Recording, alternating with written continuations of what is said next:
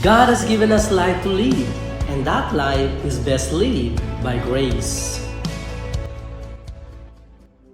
Magandang araw po sa inyong lahat. Ito po ang Life and Grace at ito po si Baljamin. Pag-uusapan po natin sa episode na ito ang may pamagat na Whose Righteousness. Hango po ito sa Filipos Kapitulo 3, talatang 7 hanggang 10.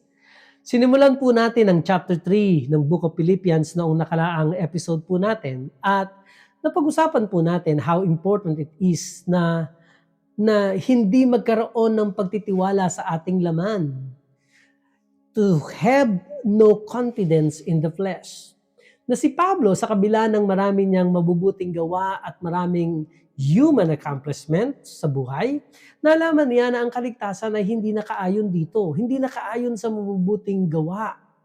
Kundi nalaman niya na ito ay dahil lamang sa biyaya ng Diyos na natatanggap natin sa pananampalataya kay Kristo at sa kanyang ginawa. So itutuloy po natin ang pinag-uusapan natin ito. Sabi niya po sa Filipos Kapitulo 3, talatang 7, "Gayunman ang mga bagay na sa akin ay naging pakinabang, ay inari kong kalugihan alang-alang kay Kristo." Alam niyo po, bago pa niya makilala si Kristo, ipinagmamalaki niya ng husto ang kanyang human achievements within the Jewish religion. Sa kanyang sariling pananaw, ang pagiging mula sa lahi o lipi ni Abraham ay nagdala sa kanya ng pabor sa Diyos. Lahat ng kinakailangan para sa kaligtasan ay nagampanan niya.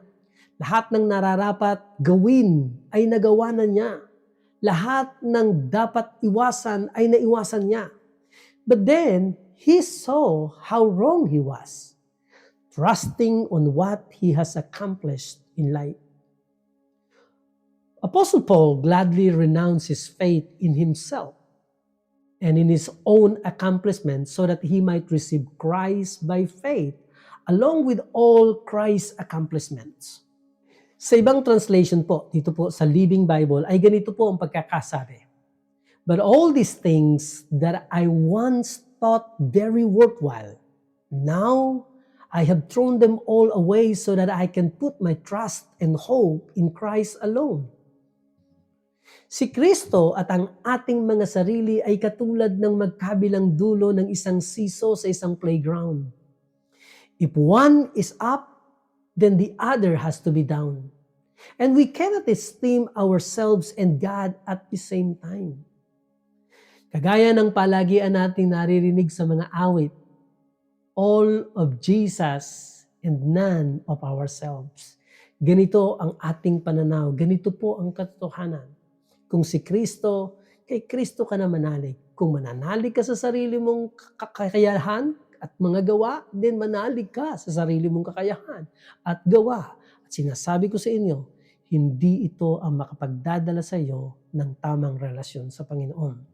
Ituloy po natin Filipos Kapitulo 3, talatang 8. "Higit pa roon, ang lahat ng mga bagay ay inari kong kalugihan dahil sa higit na kahalagahan na makilala si Kristo Jesus na Panginoon ko.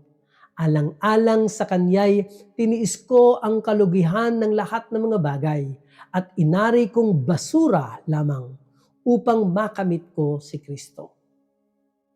Lalo pong lumilinaw dito ang ibig ipakahulugan ni Pablo.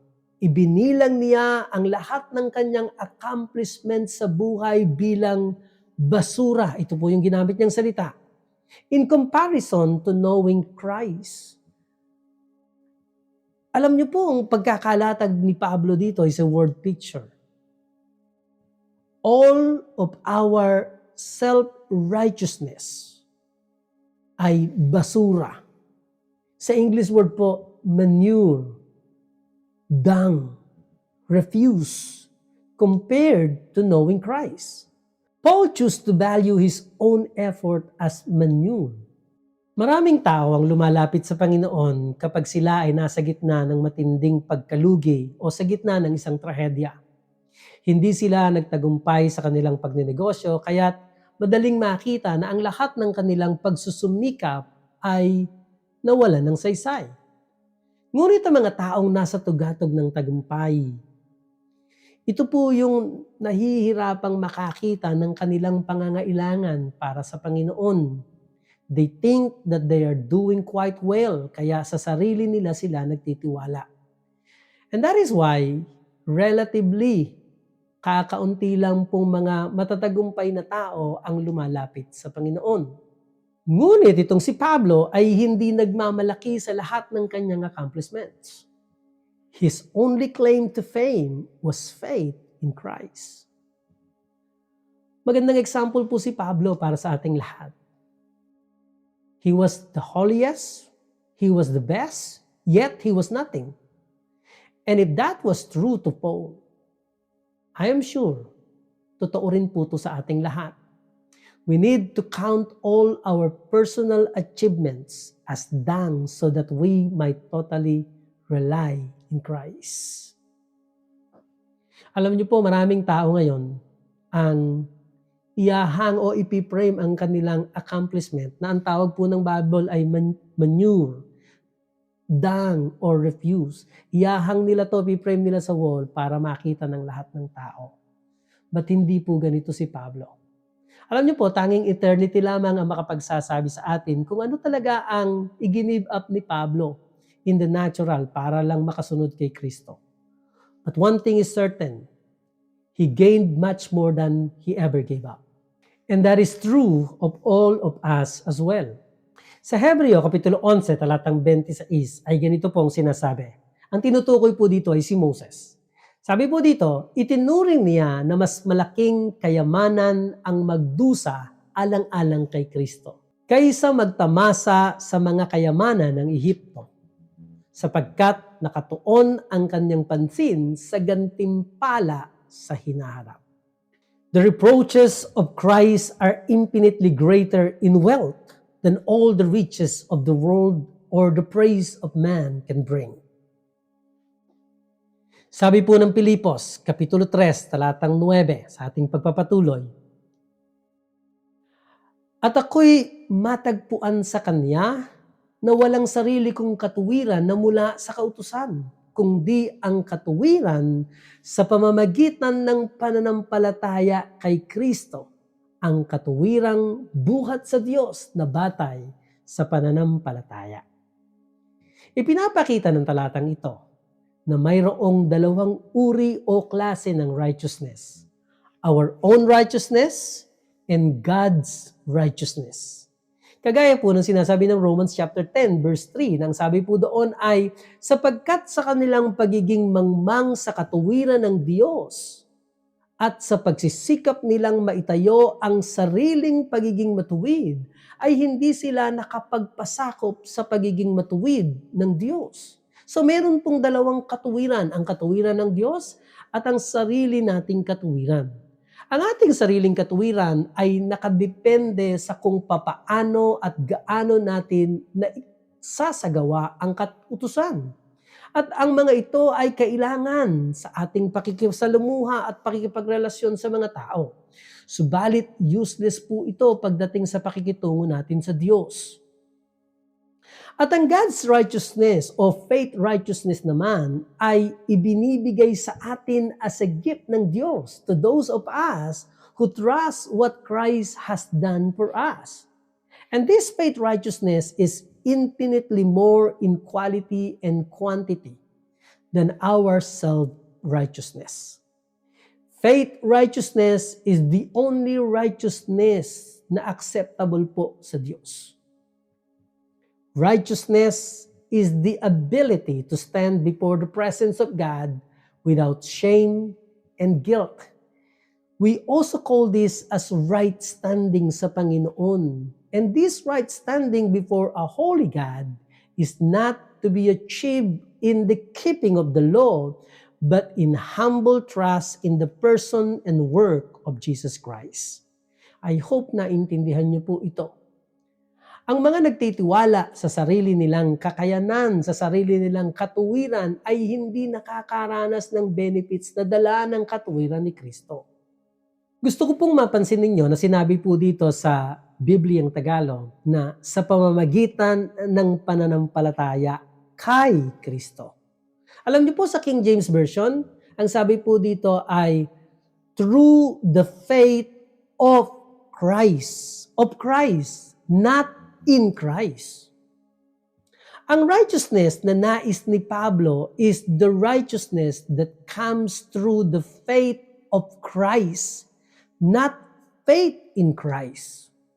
Totoo po na natamo natin ang katuwirang ito nang maglagay tayo ng pagtitiwala kay Kristo sa kanyang ginawa para sa atin. At sa paglalagay natin ng ating pananampalataya kay Kristo, ang katuwiran na natamo ni Kristo dahil sa kanyang pananampalataya sa Diyos Ama at sa kabanalan niya ay ibinigay sa atin bilang kaloob ng Diyos. Ito ring pananampalatayang ito ang tinutukoy ni Pablo. Maging sa sulat niya po sa Galatians chapter 2 verse 20. Ang sabi niya po, I am crucified with Christ, nevertheless I live, yet not I, but Christ liveth in me. And the life which I now live in the flesh, I live by the faith of the Son of God, who loved me and gave Himself for me. Tuloy po natin sa Pilipos Kapitulo 3, talatang G. Ang sabi po dito, upang makilala ko siya at ang kapangyarihan ng kanyang muling pagkabuhay at ang pakikisama sa kanyang mga kahirapan na ako'y matulad sa kanya sa kanyang kamatayan. Ang salitang makilala ay hindi lamang po kinapapalooban ng knowledge na intelektual, kundi experiential knowledge. Sa Tagalog po, karanasan. Ang ibig niyang sabihin ay ito, gusto kong maranasan si Kristo at ang power ng kanyang resurrection at ang fellowship ng kanyang paghihirap at makatulad sa kanyang kamatayan. Yun po yung ibig sabihin ni Pablo. Pansinin natin na gusto niya munang makilala si Kristo, then ang kanyang kapangyarihan. Ito po yung tamang order of priority. Si Kristo muna po bago ang kanyang kapangyarihan. Ang kapangyarihan ay resulta ng pagkakakilala nating mainam kay Kristo. Tama na sa bawat aspect ng ating Christian life, ito po ay umiinog sa pagkakakilala natin kay Jesus. Ito po ay sa pamamagitan ng intimate and experiential relationship natin sa Kanya. Ito po yung main thing. Pero hindi lamang dito tumigil si Pablo. Ang sabi niya, ang makilala si Kristo. Kundi gusto niya rin ang maranasan ang kapangyarihang dumadaloy sa kanyang pagkabuhay na maguli. Hindi natin kinakailangang mamili between the two. We should have personal relationship with the Lord that releases His supernatural power into our lives and the lives of those we meet sa atin pong mga buhay. At hindi lamang sa dalawang ito tumigil si Pablo. Kung mapapansin niyo po, nagpatuloy siya na gusto niya ring malaman ang fellowship of his suffering. Hindi yung sufferings ang gusto ni Pablo dito. At maging tayo man ay hindi rin natin to ang gusto natin, ang mag-suffer. Pero darating ang mga ito sa buhay natin. Alam niyo po, ang ibang suffering na dumarating ay dumarating naturally. At yung iba naman ay dala ng persecution na mararanasan ng lahat ng godly people. But everyone will suffer. Hindi natin ito matatakasan. At ganito po talaga habang nabubuhay po tayo dito sa fallen world na ito. At kapag nangyari naman ito, ang Diyos ang siya ring magbibigay sa atin ng supernatural comfort. Ito po yung comfort na resulta ng fellowshipping with Christ. Ito yung tinutukoy dito ni Pablo. Comfort na malaki man ang dinadanas nating suffering ay nababaliwala ang lahat ng ito dahil sa ating sweet fellowship sa ating Panginoong Hesus. Na totoo naman pong mas pinapahalagahan natin. Idagdag pa natin na dinidesire din ni Pablo yung conformity sa Christ's death. Yung makatulad siya sa pagkamatay ni Kristo. Ang sabi niya, at makatulad sa kanyang kamatayan. Hindi natin tinatanggi na maaaring sa ating paglilingkod sa Panginoon, sa ating allegiance sa Panginoong Jesucristo, ay mga hulugan ito ng physical nating kamatayan, katulad ng kay Pablo. Pero, lumalabas na ang ibig sabihin ni Pablo dito ay ang kamatayan sa laman o death to the flesh. We are supposed to be confirmed to the death of Christ na dapat nating ituring at tayo po ay patay na sa kasalanan at sa lahat ng epekto nito sa atin. Sa kaparehong paraan na si Kristo ay patay sa kasalanan at lahat ng epekto nito sa Kanya. Ganito po ang sinabi ni Pablo sa mga Kristiyano, sa mga taga-Roma. Ang sabi niya po sa Roma, Kapitulo 6, talatang 11. Kaya dapat din ninyong ituring ang inyong sarili bilang patay na sa kasalanan, ngunit buhay para sa Diyos sapagkat kayo'y nakipag-isa na kay Kristo Jesus. Dalawang bagay, patay na sa kasalanan at buhay sa Diyos. Kailangan nating matanggap, paniwalaan sa pananampalataya at walang pagdududa na tayo ay patay na sa dati nating pagkatao kung paanong sigurado tayo sa pagtanggap na ang ating bagong pagkatao ay buhay kasama ni Kristo. Our old man, our old nature is gone, and that our new man, our new nature is alive with Christ, desiring only those things that pleases the Father. At kapag nangyari po ito, this will transform us outwardly in our flesh into people who reflect who we already are inwardly in our born-again spirits. Amen. Praise God. Iwanan ko po kayo sa Philippians chapter 3 verse 10 ng Amplified Version. Ito po ang pagkakasabi.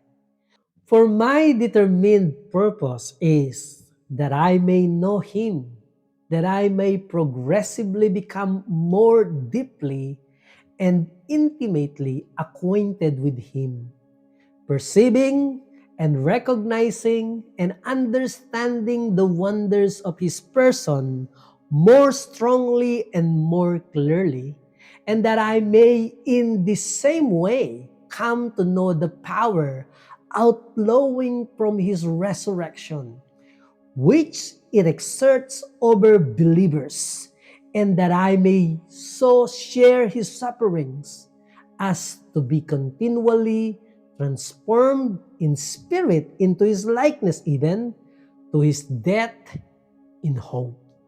Napakaganda po ng pagkakasalin ng Amplified Version. At ipagpapatuloy po natin ito sa susunod nating episode. Sama-sama po natin itong abangan. Ito po si Baljamin nagsasabi sa inyong, life is best lived by grace. Shalom!